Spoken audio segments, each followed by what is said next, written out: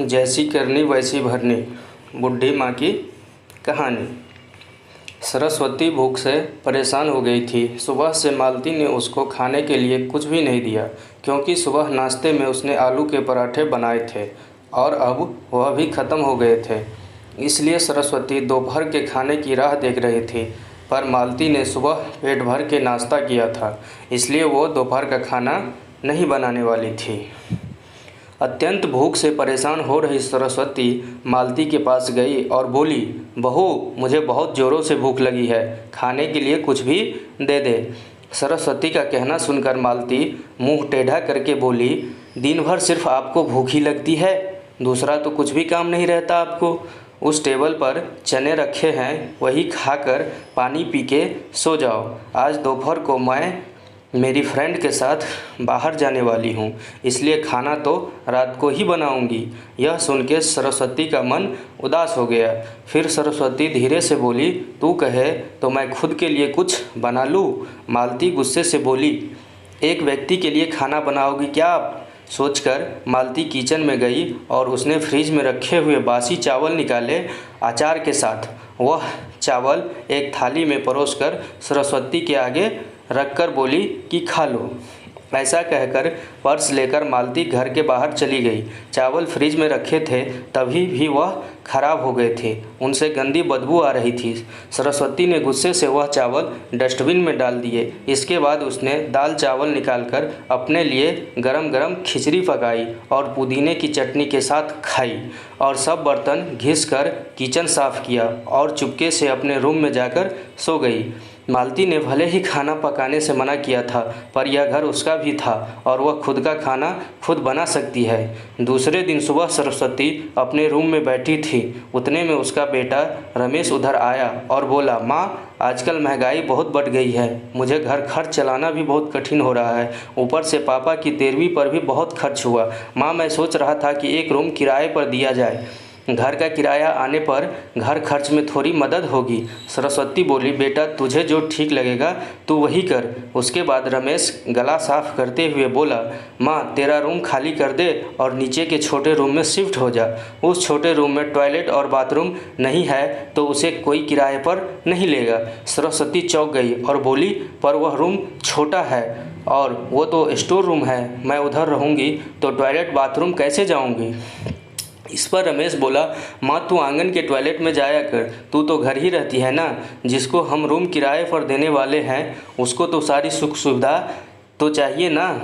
वैसे भी यह रूम भी बहुत बड़ा है, पापा के जाने के बाद तुझे इतने बड़े रूम की क्या ज़रूरत है? सरस्वती कुछ क्षण शांत रही और सोचने के बाद बोली, टेरेस पर जो रूम है वह भी हम किराए पर दे सकते हैं, उस रूम में सब सुख सुविधा है। उस पर रमेश बोला, नहीं माँ, वह रूम हम किराए पर नहीं दे सकते, वह अपने मेहमानों के लिए रखा है।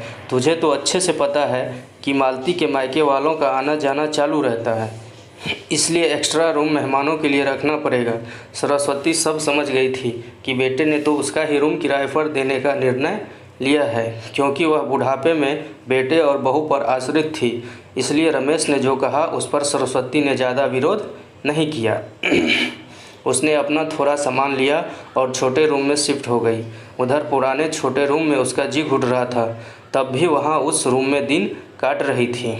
नया किराएदार आया था, सब पहले जैसा चल रहा था। घर में आए हुए किराएदार का नाम अशोक था, एक एनजीओ में काम करता था।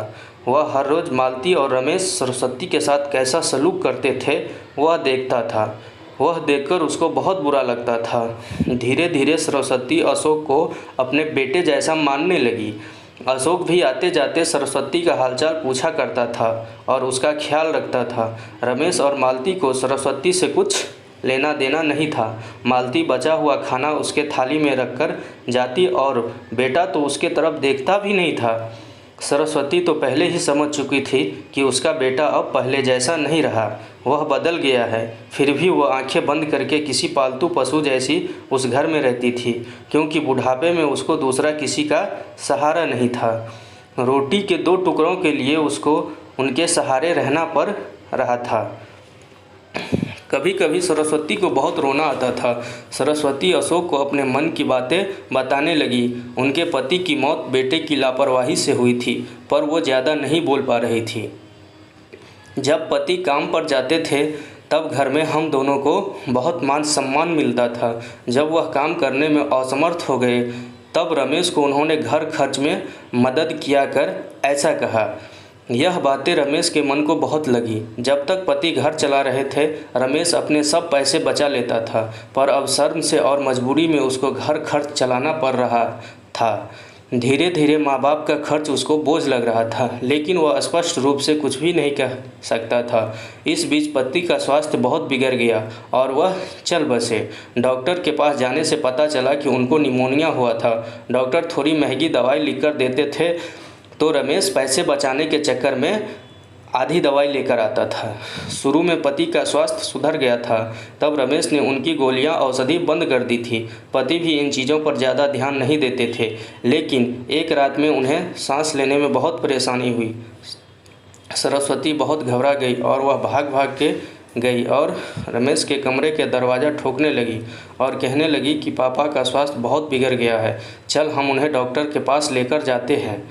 उस पर रमेश बोला, माँ मुझे अब सोने दे, मुझे बहुत नींद आ रही है, हम सुबह पापा को डॉक्टर के पास लेकर जाएंगे। ऐसा कहकर उसने दरवाज़ा बंद कर लिया था। सरस्वती रात भर पति के तकिए के पास चिंतित बैठी रही। कभी छाती को तेल लगाकर मालिश कर रही थी तो कभी भाप यानी स्टीम दे रही थी, पर भगवान को कुछ अलग स्वीकार था। सुबह तक उनकी मृत्यु हो गई थी। घर में कब्रिस्तान जैसी शांति थी। रमेश रोने का नाटक करने लगा। मालती तो ऐसे रो रही थी कि जैसे उसको वास्तव में ससुर चले गए। इस बात पर बहुत दुख हो रहा हो। सबसे ज़्यादा धक्का लगा सिर्फ सरस्वती को, पर वह कुछ बोल नहीं पा रही थी। सरस्वती की आंखों से आंसू आ रहे थे और उसके ओठ थरथर काँप रहे थे, जैसे कि वो कहना चाहती हो कि अब रोने का नाटक क्यों कर रहे हो, मेरे पति की मौत के आप दोनों जवाबदार हो। पर वह कुछ बोल नहीं पाई। क्रियाक्रम कर दिया गया। सरस्वती के दिमाग में हमेशा एक बात चलती थी, रमेश ने लापरवाही नहीं की होती तो आज मेरे पति जिंदा होते। उनकी मौत के बाद मालती और रमेश का व्यवहार बहुत बदल गया था। सरस्वती को भी उनके व्यवहार की आदत पड़ गई थी, इसलिए वह उनकी तरफ से कोई भी अपेक्षा नहीं रखती थी, पर उसका मन उसे अंदर ही अंदर उसे खाए जा रहा था। ऐसी औलाद को सबक भी नहीं सिखा सकती। एक दिन उनका किराएदार अशोक उसके पास आया और सरस्वती को कुछ बातें उसने समझाई। वह बातें सुनकर सरस्वती की आंखों में एक नई उम्मीद जगी।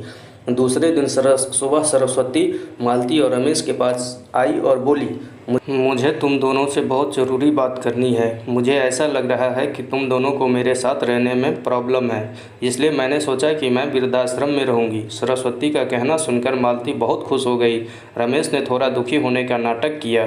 फिर थोड़ी देर में सरस्वती ने उन दोनों के चेहरे के हाव भाव देखे और बोली, रमेश तुझे दुखी होने की ज़रूरत नहीं है और मालती तुझे इतना खुश होने की ज़रूरत नहीं है। पहले मेरी सब बातें सुन लो। और सरस्वती हंसकर बोली, यह बातें सच्ची है कि वृद्धाश्रम में मैं रहूंगी, पर मैं इस घर से कहीं नहीं जाऊंगी। मैं इस घर को ही वृद्धाश्रम बनाऊंगी। अब यहाँ तुम्हारे जैसे स्वार्थी बेटे और बहू यहाँ नहीं रहेंगे, मेरे जैसे बूढ़े लोग यहाँ रहेंगे। ये मेरा आखिरी निर्णय है। यह सुनकर रमेश और मालती दोनों ही चौंक गए। रमेश और मालती एक दूसरे की तरफ देखने लगे। उन दोनों ने सोचा था कि सरस्वती घर छोड़कर चली जाएगी तो वह दोनों खुशी से रहेंगे। उनको लगा था कि अब उनको सरस्वती की जवाबदारी लेनी नहीं पड़ेगी, उसका ख्याल नहीं रखना पड़ेगा, पर इधर तो सब उल्टा हो गया था। सरस्वती का कहना सुनकर रमेश गुस्से से बोला, माँ तेरा दिमाग तो ठीक है ना, इस घर पर मेरा अधिकार है, फिर तू इस घर को कैसे वृद्धाश्रम बना सकती है? तो भूल रहा है बेटा, अभी तक ये घर मेरे ही नाम पर है। सरस्वती गुस्से से बोली, तुम दोनों ने मुझे बहुत परेशान किया है, छोटी छोटी बातों पर मेरा अपमान किया है, बीमारी के वक्त भी मुझ पर ध्यान नहीं दिया, खाने पीने के लिए भी मुझे बहुत तरसाया। तेरे पिताजी भी मुझे छोड़कर चले गए। अगर मैंने कठोर निर्णय नहीं लिया तो मेरा भी वही हाल होगा जो तुम्हारे पापा का हुआ था। इसलिए मैंने सोचा कि बेटे के झूठे प्यार के जाल में फंसने से अच्छा कि मैं अपने बारे में सोचूं। रमेश घुटनों पर आकर बोलने लगा, माँ मुझे माफ़ कर दे, हम दोनों तेरा अच्छे से ख्याल रखेंगे, तेरा कभी भी अपमान नहीं करेंगे, पर तू इस घर को वृद्धाश्रम मत बना। माँ थोड़ा सोच कर तो देख हमारा क्या होगा। सरस्वती ऊंची आवाज़ में बोली, मैंने और तेरे पापा ने तुझे अच्छे संस्कार दिए थे, फिर भी तूने सिर्फ तेरे परिवार के बारे में ही सोचा, हमारा नहीं। फिर मैं तेरा कैसे सोचूं? तू तेरे परिवार का सोच, मेरी चिंता मत कर और जल्द से जल्द ये घर छोड़कर चला जा, क्योंकि इस घर में अब अच्छे लोग रहने आ रहे हैं। इतना कहकर सरस्वती अपने रूम में चली गई। रमेश और मालती शांत सरस्वती को जाते हुए देखते ही रह गए। सरस्वती ने अपने जैसे बूढ़े लोगों को उसके घर में आश्रय दिया। अशोक की मदद से वृद्धाश्रम अच्छे से चलने लगा। दोस्तों, आजकल के लड़कों ने बूढ़े लोगों के साथ गैर व्यवहार किया तो बूढ़े लोग भी कठोर निर्णय ले सकते हैं। तो दोस्तों, अगर ये कहानी अच्छी लगी हो तो कृपया चैनल को सब्सक्राइब ज़रूर करें। धन्यवाद।